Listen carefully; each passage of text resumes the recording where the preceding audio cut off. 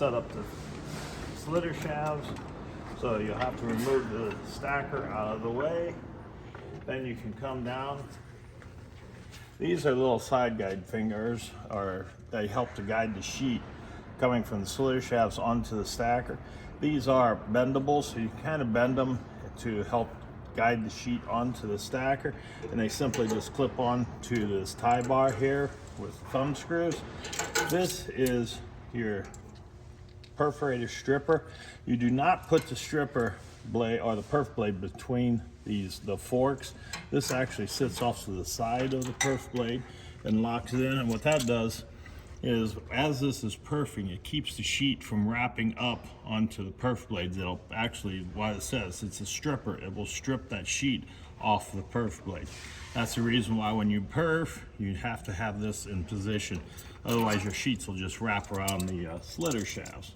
Now to remove the slitter shafts, you have two knobs, one on the operator side and one on the non-op side. You just screw these knobs out and pull them out.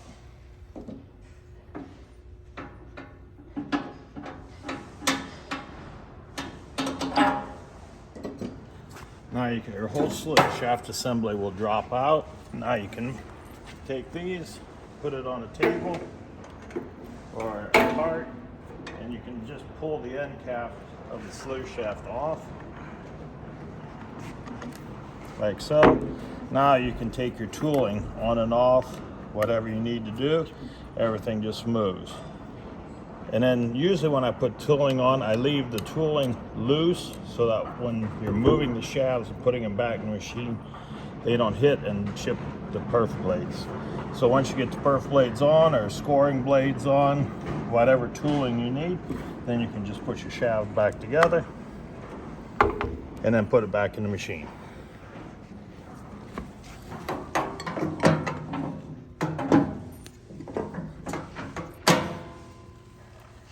And put your pins in.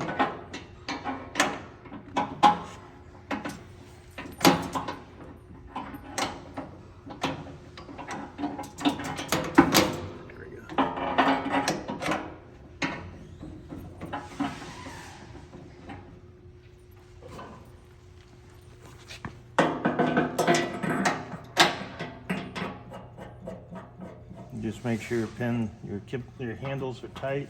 That holds the slitter shafts tight into the machine. And then put your strippers and your paper guides back on. Again, just putting your stripper close to the tool.